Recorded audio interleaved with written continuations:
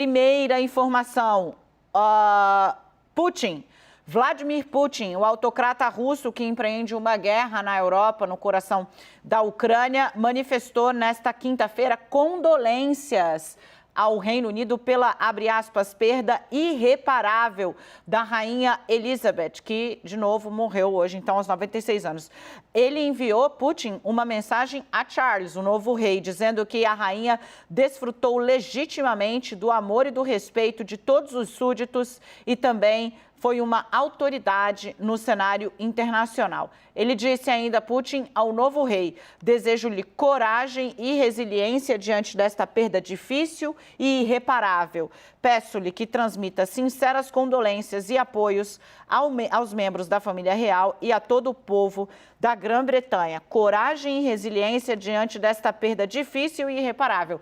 E de um cenário difícil e irreparável também, muito por conta dele. Deixa eu voltar com todo mundo para cá, porque a gente tem ainda uma nova informação, essa da CNN Internacional, que trata da fala de Liz Truss. A primeira-ministra já teve uma conversa com o rei Charles, segundo informou o porta-voz de Downing Street, que é o gabinete da primeira-ministra ou do primeiro-ministro britânico. Segundo a nota, Truss foi informado da morte da rainha às 16 horas e 30 minutos no horário local, ou seja, lá de Londres, né? A primeira-ministra, foi informada pelo chefe de gabinete, Simon Case, que eu imagino que seja o encarregado da rainha, certo, meus caros? É isso?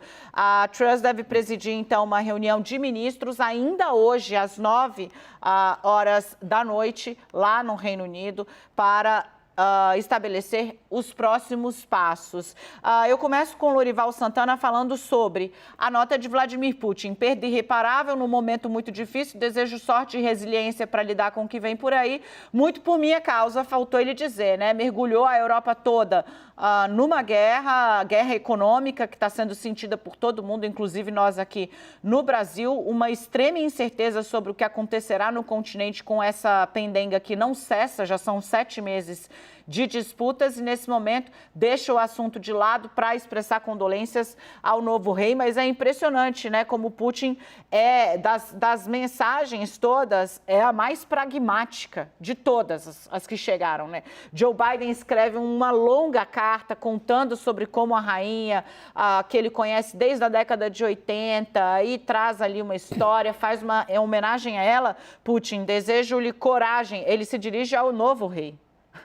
Desejo-lhe coragem e resiliência diante desta perda difícil e irreparável. Peço que transmita condolências à família real e a todo o povo da Grã-Bretanha.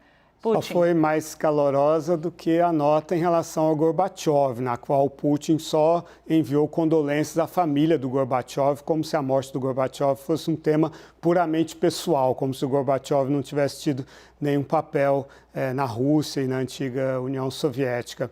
E essa mensagem só é possível exatamente por causa da distinção, da separação da rainha em relação ao governo britânico, porque o governo britânico, ao lado do governo americano, é o mais agressivo em relação a essa invasão da Ucrânia pela Rússia. E a Liz Truss, a nova primeira-ministra, foi muito agressiva em relação a isso também, atuou fortemente, foi ridicularizada pelo Sergei Lavrov, o chanceler russo. Ele disse que ela estava confundindo geografia, que ela errou ao falar de duas cidades que ficam na Rússia. Aparentemente ela pensava que ficavam na Ucrânia. Isso não é confirmado que ela tenha cometido esse erro, mas enfim, é bastante comum entre os governantes e autoridades russas tentar deslegitimar